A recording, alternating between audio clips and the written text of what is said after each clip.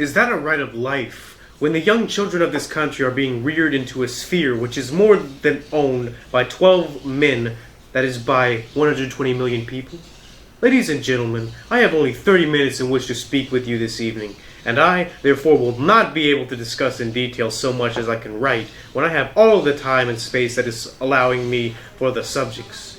But I will undertake to sketch them very briefly without manuscript or preparation, so that you can understand them so well as I can tell them to you tonight.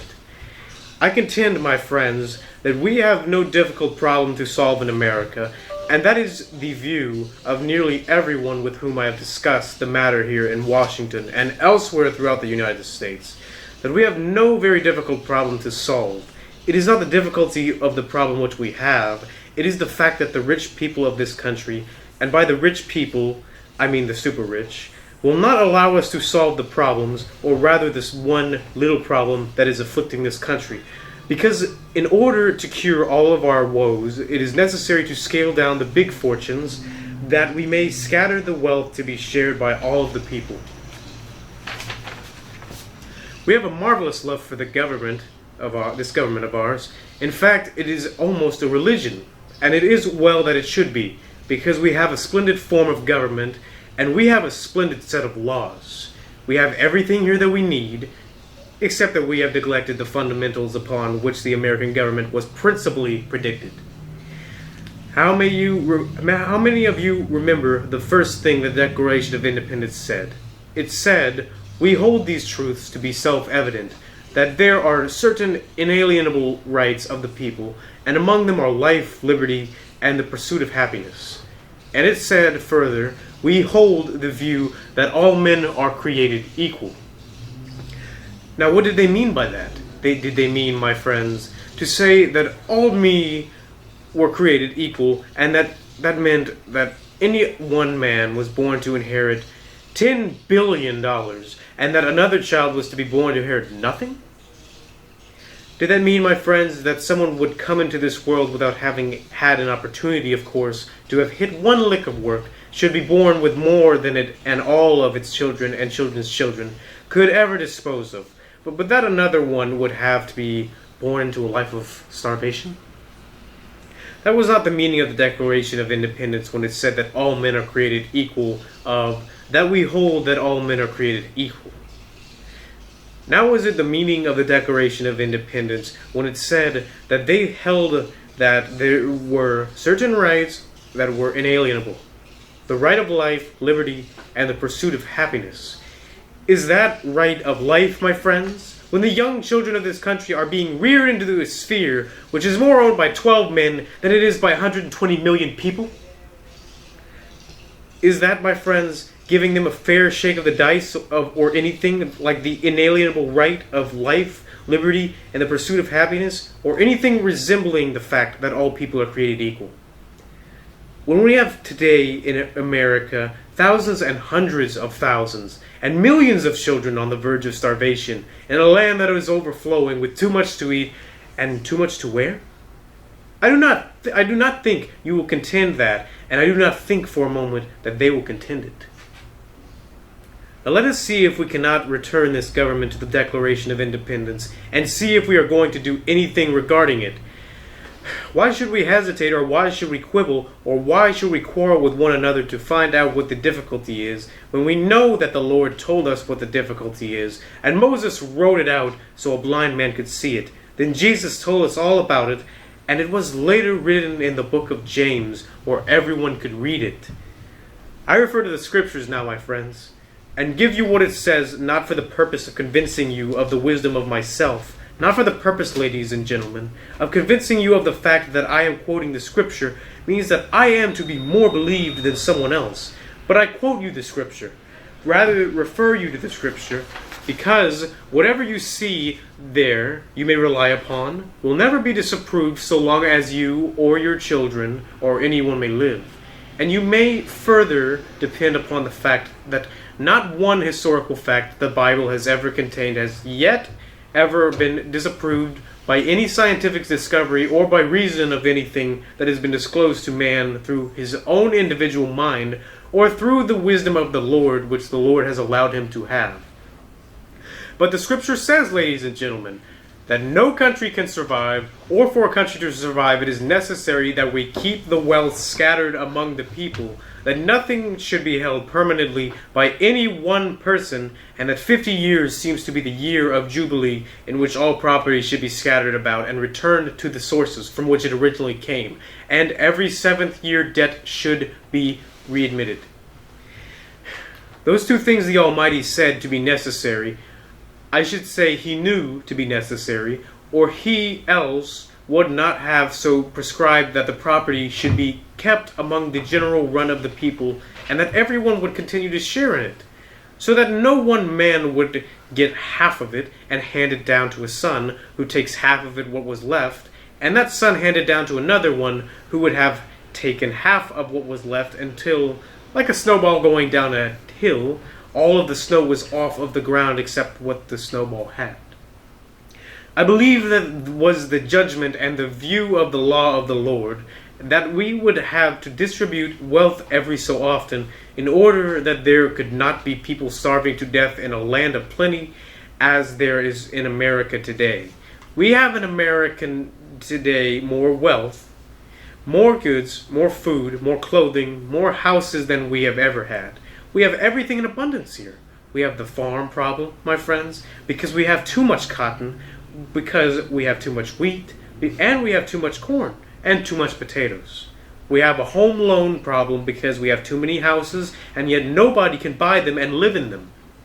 We have trouble, my friends, in the country because we have too much money owing, the greatest indebtedness that has ever been given to civilization, where it has been shown that we are incapable of distributing to the actual things that are here, because the people have not enough money to supply themselves with, and because the greed of a few men is such that they think it is necessary that they own everything, and their pleasure consists in the starvation of the masses, and in their possessing things they cannot use, and their children cannot use, but who bask in the splendor of sunlight and wealth, casting darkness and despair and impressing it on everyone else. So therefore, said the Lord, in effect, if you see these things that now have occurred and exist in this and other countries, there must be a constant scattering of wealth in any country if this country is to survive. Then said the Lord, in effect, every 7th year there shall be a remission of debts. There will be no debts after 7 years. That was the law. Now let us take America today. We have in America today, ladies and gentlemen, $272 billion of debt. 272,000 millions of dollars of debts are owed by the various people of this country today. Why, my friends? That cannot be paid. It is not possible for that kind of debt to be paid. The entire currency of the United States is only $6 billion. That is all the money that we have got in America today. All the actual money you have got in all your banks, and all that you have got in the government treasury, is $6 billion. And if you took all that money and paid it out today, you would still owe $266 billion. And if you took all that money and paid again, you would still owe $260 billion. And if you took it, my friend, 20 times and paid it, you would still owe $150 billion. You would have to have 45 times the entire money supply of the United States today to pay the debts of the people of America, and then they would just have to start out from scratch without a dime to go on with. So, my friends, it is impossible to pay all of these debts, and you might as well find out that it cannot be done. The United States Supreme Court has definitely found out that it could not be done because, in a Minnesota case, it held that when a state has postponed the evil day of collecting a debt, it was a valid and constitutional exercise of legislative power. Now, ladies and gentlemen, if I may proceed to give you some other words that I think you can understand, I am not going to belabor you by quoting tonight. I am going to tell you what the wise men of all ages and of all times, down even to the present day, have all said, that you must keep the wealth of the country scattered, and you must limit the amount that any one man can own. You cannot let any man own $300 billion or $400 billion. If you do, one man can own all of the wealth that the United States has in it. Now, my friends, if you were off on an island where there were 100 lunches, you could not let one man eat up all the 100 lunches, or take the 100 lunches and not let anybody else eat any of them. If you did, there would not be anything else for the balance of the people to consume. So we have in America today, my friends, a condition by which about 10 men dominate the means of activity in at least 85% of the activities that you own. They either own directly everything or they have got some kind of mortgage on it, with a very small percentage to be accepted. They own the banks, they own the steel mills, they own the railroads, they own the bonds, they own the mortgages, they own the stores, and they have chained the country from one end to the other until there is not any kind of business that a small independent man could go into a day and make a living. And there's not any kind of business that any independent man can gradually and steadily eliminate from everybody, from the fields in which there is a living to be made, and still they have got little enough sense to think they ought to be able to get more business out of it anyway. If you reduce a man to the point where he is starving to death and bleeding and dying, how do you expect that man to get hold of any money to spend with you? It is not possible. Then, ladies and gentlemen, how do you expect people to live when the wherewith cannot be had by the people? In the beginning, I quoted from the scriptures. I hope you will understand that I am not quoting scripture to convince you of my goodness personally, because that is a thing between me and my Maker. And that is something as to how I stand with my Maker and as to how you stand with your Maker. That is not concerned with this issue, except and unless there are those of you who would be so good as to pray for the souls of some of us. But the Lord gave His law, and in the law, the book of James, they said so, that the rich should weep and howl for the miseries and that had come upon them. And therefore it was written that when the rich hold goods, they could not use and could not consume. You will inflict punishment on them, and nothing but days of woe ahead of them. Then we have heard of a great Greek philosopher, Socrates, and the greater Greek philosopher, Plato, and we have read the dialogue between Plato and Socrates, in which one said that great riches brought on great poverty, and would be destructive of a country. Read what they said. Read what Plato said, that you must not let any one man be too poor, and you must not let any one man be too rich. That the same mill that grinds out the extra rich is the mill that will grind out the extra power, because in order that the extra rich can become so affluent, they must necessarily take more of what ordinarily would belong to the average man. It is a very simple process of mathematics that you do not have to study, and that is, no one is going to discuss that with you. So that was the view of Socrates and Plato. That was the view of the English statesman. That was the view of the American statesman. That was the view of the American statesmen like Daniel Webster, Thomas Jefferson, Abraham Lincoln, William Jennings Bryan, and Theodore Roosevelt, and even as late as Herbert Hoover and Franklin Delano Roosevelt.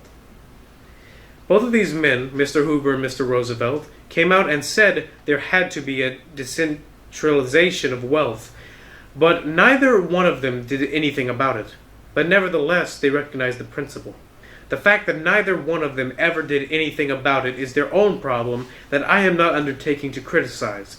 But had Mr. Hoover carried out what he says ought to be done, we would be retiring from the President's office, very probably 3 years from now instead of 1 year ago. And had Mr. Roosevelt proceeded along the lines that he stated were necessary for the decentralization of wealth, he would have gone, my friends, a long way already, and within a few months he would have probably reached the solution of all the problems that afflict this country. But I wish to warn you now that nothing that has been done up to this date has taken one dime away from these big fortune holders. They own just as much as they did, and probably a little bit more. They hold just as many of the debts of the common people as they ever held, and probably a little bit more. And unless we, my friends, are going to give the people of this country a fair shake of the dice, by which they will all get something out of the funds of this land, there is not a chance on the top side of this God's eternal earth by which we can rescue this country and rescue the people of this country. It is necessary to save the government of the country, but it is more necessary to save the people of America. We love this country. We love this government. It is a religion, I say. It is a kind of religion people have read of when women, in the name of religion, would take their infant babies and throw them into the burning flame, where they would be instantly devoured by the all-consuming fire in days gone by. And there probably are some people of the world even today who, in the name of religion, throw their tear-dimmed eyes into the sad faces of their fathers and mothers who cannot give them food and clothing they both needed, and which is necessary to sustain them. And that goes on day after day and night after night. When day gets into darkness and blackness, knowing those children would arise in the morning without being fed, and probably to bed at night without being fed. Yet in the name of our government, and all alone, these people undertake and strive as hard as they can to keep a good government alive, and how long they can stand, that no one knows. If I were in their place tonight, the place where millions are, I hope that I would have what I might say. I cannot give you the word to express the kind of fortitude they have. That is the word. I hope that I might have the fortitude to praise and honor my government that had allowed me here in this land, where there is too much to eat and too much to wear, to starve in order that a handful of men can have so much more than they can ever eat, or they ever can wear. Now we have organized a society, and we call it Share Our Wealth Society, a society with the motto, every man a king. Every man a king, so there would be no such thing as a man or woman who did not have the necessities of life, who would not be dependent upon the whims and caprices and ipse dixit of the financial martyrs for a living. What do we propose by this society? We propose to limit the wealth of big men in the country. There is an average of $15,000 in wealth to every family in America. That is right here today. We do not propose to divide it up equally. We do not propose a division of wealth, but we propose to limit poverty that we will not allow to be inflicted upon any man's family. We will not say we are going to try to guarantee any equality or $15,000 to families. No. But we do say that 1/3 of the average is low enough for any one family to hold. That there should be a guarantee of a family wealth of around $5,000. Enough for a home and automobile, a radio and the ordinary conveniences, and the opportunity to educate their children. A fair share of the income of this land thereafter to that family, so there will be no such thing as merely the select to have those things, and so there will be no such thing as family living in poverty and distress. We have to limit fortunes. Our present plan is that we will allow no one man to own more than $50 million. We think that with that limit, we will be able to carry out the balance of the program. It may be necessary that we limit it to less than $50 million. It may be necessary in working out of the plans that no man's fortune would be more than $10 million or $15 million. But be that as it may, it will still be more than any other one man, or any one man and his children and their children, will be able to spend in their lifetimes. And it is not necessary or reasonable to have wealth piled up beyond that point, where we cannot prevent poverty among the masses. Another thing we propose is old age pension of $30 a month for everyone that is 60 years old. Now, we do not give this pension to a man making $1,000 a year, and we do not give it to him if he has $10,000 in poverty. But aside of that, we do. We will limit hours of work. There is not any necessity of having overproduction. I think all you have got to do, ladies and gentlemen, is just limit the hours of work to such an extent as people will work only so long as it is necessary to produce enough for all of the people to have what they need. Why, ladies and gentlemen? Let us say that all of these labor-saving devices reduce hours down to where you do not need to have to work but 4 hours a day. That is enough for these people, and then praise be the name of the Lord if it gets that good. Let it be good and not a curse, and then we will have 5 hours a day and 5 days a week, or even less than that, and we might give a man a whole month off during a year, or give him 2 months. And we might do other countries have seen fit to do, and what I did in Louisiana. by having schools by which adults could go back and learn the things that have been discovered since they went off to school. We will not have any trouble taking care of the agricultural situation. All you have to do is balance your production with your consumption. You simply have to abandon a particular crop that you have too much of, and all you have to do is store the surplus for the next year, and the government will take it over. When you have enough good crops in the area in which the crops that have been planted are sufficient for another year, put in your public works in your particular year when you do not have the need to raise any more, and by that means you get everybody employed. When the government has enough of any particular crop to take care of all of the people, that will be all that is necessary. And in order to do all of this, our taxation is going to be to take the billion-dollar fortunes and strip them down to frying size, not to exceed $50 million. And it is necessary to come to $10 million. We will come to $10 million. We have worked the proposition out to guarantee a limit upon property, and no man will own less than 1/3 of the average, and guarantee a reduction of all fortunes and a reduction of hours to spread wealth throughout the country. We would care for the old people above 60 and take them away from this thriving industry and given them a chance to enjoy the necessities in life and live in ease, and thereby lift from the market the labor which would probably create a surplus of commodities. Those are the things we propose to do. Every man a king, every man to eat when there is something to eat, all to wear when there is something to wear. That makes us all sovereign. You cannot solve these things through these various and sundry alphabetical codes.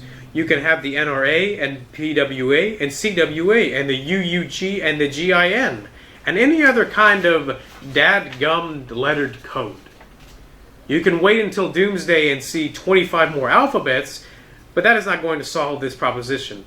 Why hide? Why quibble? You know what the trouble is.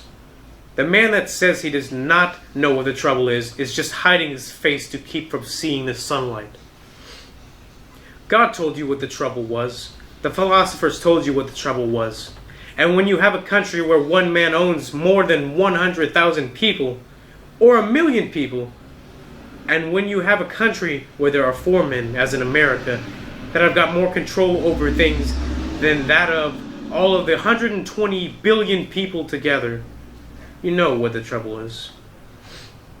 We had these great incomes in this country, but the farmer who plowed from sunup to sundown, who labored here from sunup to sundown for 6 days a week, wound up at the end of practically nothing.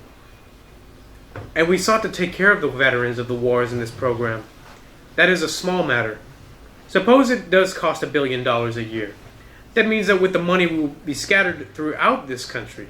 We ought to pay them a bonus. We can do it. We ought to take care of every single one of the sick and disabled veterans. I do not care whether a man got sick on the battlefield or did not. Every man that wore the uniform of this country is entitled to be taken care of. And there is money enough to do it. And we need to spread the wealth of the country, which you did not do in what you call the NRA. If the NRA has done any good, I can put it all in my eye without having it hurt. All I can see that NRA has done is to put the little man out of business, the little merchant in his store, the little dago that is running a fruit stand, or the Greek shoe shining stand, who has to take hold of a code of 275 pages and study with a spirit level and compass and looking glass. He has to hire a Philadelphia lawyer to tell him what is in the code. And by the time he learns what the code is, he is in jail or out of business. And they have got a chain code system that has already put him out of business. The NRA is not worth anything, and I said so when they put it through. Now, my friends, we have got to hit the root with the axe. Centralized power in the hands of a few, with centralized credit in the hands of a few, is the trouble. Get together in your community tonight or tomorrow and organize one of our Share Our Wealth societies. If you do not understand it, write me and let me send you the platform. Let me give you the proof of it. This is Huey P talking, United States Senator, Washington, D.C. Write me and let me send you the data on this proposition. Enroll with us. Let us make known to the people that what we are going to do. I will send you a button if I have got enough of them left. We have got a little button that some of our friends designed with our message around the rim of the button. And in the center, every man a king. Many thousands of them are meeting through the United States, and every day we are getting hundreds and hundreds of letters. Share Our Wealth societies are now being organized, and people have it within the power to relieve themselves from this terrible situation. Look at what the Mayo brothers announced this week. These greatest scientists of all the world today, who are entitled to have more money than all of the Morgans or the Rockefellers, or anyone else, and yet the Mayos turned back their big fortunes to be used for treating the sick, and said they did not want to lay up fortunes in this earth, but wanted to turn them back where they said they would do some good. But the other big capitalists are not willing to do that, and not willing to do what these men, 10 times more worthy, have already done, and it is going to take a law to require them to do it.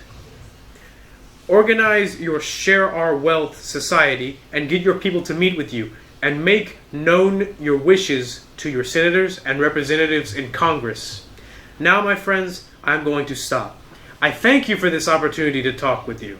I am having to talk under the auspices and by the grace and permission of the National Broadcasting System tonight, and they are letting me talk freely. If I had the money, and I wish I had the money, I would like to talk to you more often on this line, but I have not got it, and I cannot expect these people to give it to me free except on some rare instances. But, my friends, I hope to have the opportunity to talk with you, and I am writing to you, and I hope that you will get up and help in the work, because the resolution and bills are before Congress, and we hope to have your help in getting together and organizing our Share Our Wealth society. Now that I have but a minute left, I want to say that I suppose my family is listening in on the radio in New Orleans, and I will say to my wife and 3 children that I am entirely well, and I hope to be home before many more days.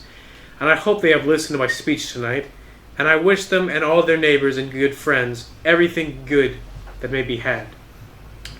I thank you, my friends, for your kind attention, and I hope you will enroll with us. Take care of your own work and the work of this government, and share or help in our Share Our Wealth society. I thank you all.